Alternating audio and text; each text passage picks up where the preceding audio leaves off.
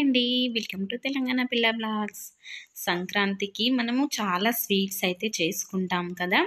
దాంట్లో ఏంటంటే అరిసెలు, శక్కరపార, అలాగే బాదుషా, ఇలా చాలా స్వీట్స్, అలాగే మనము కారపూస కానీ లేదా కారపు చెక్కలు కానీ ఇలా చాలా చేస్తూ ఉంటాము. ఇందులో ఏంటంటే మెయిన్ స్వీట్స్కి ఎక్కువగా ప్రిఫరెన్స్ ఇస్తాము.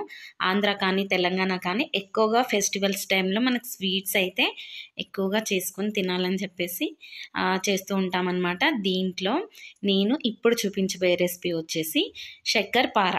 ఓకేనా. ఈ శక్కరపార అనేది ఏ విధంగా చేసుకోవాలనేది మనం పూర్తిగా చూసేద్దాము. అంతకన్నా ముందు మన ఛానల్ని ఎవరైనా ఫస్ట్ టైం చూస్తుంటే ప్లీజ్ లైక్ చేయండి, షేర్ చేయండి, అలాగే సబ్స్క్రైబ్ చేయడం మాత్రం మర్చిపోకండి. మంచి మంచి వీడియోస్ అనేవి మన ఛానల్లో వస్తూ ఉంటాయి, రెసిపీస్ అనేవి కూడా వస్తూ ఉంటాయి. లైక్ చేసి సబ్స్క్రైబ్ చేయండి. కొత్తగా ఛానల్ చూసిన వాళ్ళైతే అస్సలు మిస్ కావద్దు. ఇక్కడైతే నేను 2 కప్పుల మైదా పిండి అయితే తీసుకున్నాను. ఈ ప్లేస్లో మీరు గోధుమ పిండి అయినా కానీ తీసుకోవచ్చు. దాంట్లో కొంచెం సాల్ట్ యాడ్ చేశానండి. అలాగే మన ఇలాచీ పౌడర్, ఏలక్కాయలు అనేవి కొంచెం ఇంకా మెత్తగా గ్రైండ్ చేసుకోవచ్చు, లేదా ఈ విధంగా అయినా కానీ మనము గ్రైండ్ చేసి వేసేసుకోవచ్చు. పౌడర్ లాగా చేసి వేసుకున్న తర్వాత దీన్ని మొత్తం పిండి అంతా కలిపేలాగా, అంటే పిండికి మొత్తం ఉప్పు అలాగే ఇలాచీ పౌడర్ కలిసేలాగా కలుపుకోవాలి. ఇలా పూర్తిగా మంచిగా కలిపేసుకోవాలి. మీకు గోధుమ పిండి కానీ లేదా మైదా పిండి కానీ యాడ్ చేసుకొని క్రిస్పీగా రావాలనుకుంటే మొత్తం గోధుమ పిండితోటైనా కానీ చేసేసుకోవచ్చు. ఇప్పుడు ఇక్కడ నేనైతే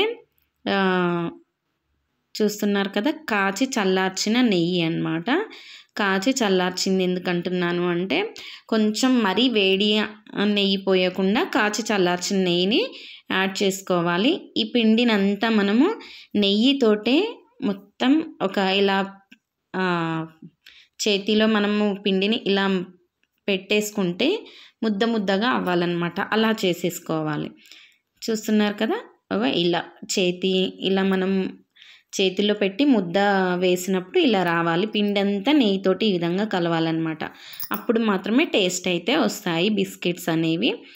శక్కరపార అనేది చిన్న పిల్లలు కానీ పెద్దవాళ్ళు కానీ ఎక్కువగా ఇష్టంగా తింటారు. ఇక్కడ కాచి చల్లార్చిన పాలైతే నేను తీసుకుంటున్నాను. మరి ఎక్కువ హై ఫ్లేమ్లో కాదు, లో ఫ్లేమ్లో కాదు, మీడియం ఫ్లేమ్లో ఉన్నప్పుడు మనకి షుగర్ అనేది యాడ్ చేసుకొని పాలని కూడా మరగబెట్టుకుంటున్నాను. అందులో కలిపేసుకొని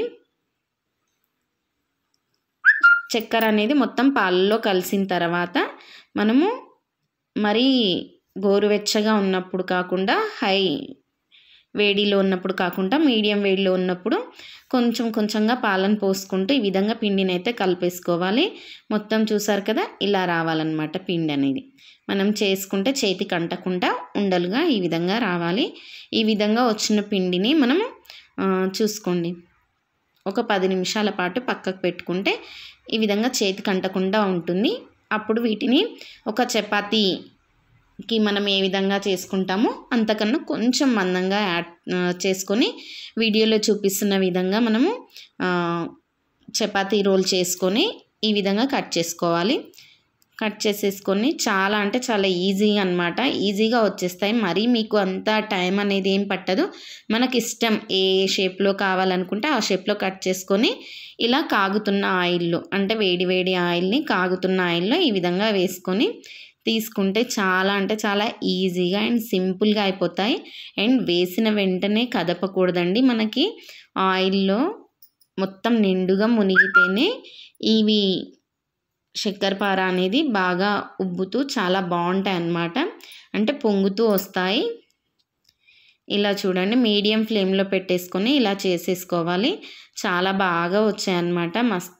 నేనైతే చాలా టైమ్స్ చేశాను. పిల్లలైతే ఇష్టంగా ఎక్కువగా తింటారు. ఇలా చేసి మనం ఈవినింగ్ స్నాక్స్లో కానీ లేదా మార్నింగ్ టిఫిన్ బాక్స్ స్నాక్స్కి కానీ పెట్టినా కానీ తింటారు. అలాగే ఫెస్టివల్ టైంలో అయితే ఈ శక్కరపార అనేది ఎక్కువగా చేసుకుంటూ ఉంటాము. ఆంధ్ర కానీ తెలంగాణ స్వీట్స్లలో ఫేమస్ ఇవన్నమాట. అండ్ స్వీట్ షాపులలో కూడా ఈజీగా మనం ఎప్పుడు వెళ్ళినా కానీ ఇష్టంగా కొనుక్కునే ఈ శక్కరపార అనేది మనం కూడా ఈజీగా ఇంట్లో చేసుకోవచ్చు. కాబట్టి ఈ వీడియో అనేది మీకు చూపించాను. అండ్ ఫస్ట్ టైం నా ఛానల్ని చూస్తే ఒక చిన్న లైక్ ఇచ్చేసి సపోర్ట్ చేయండి.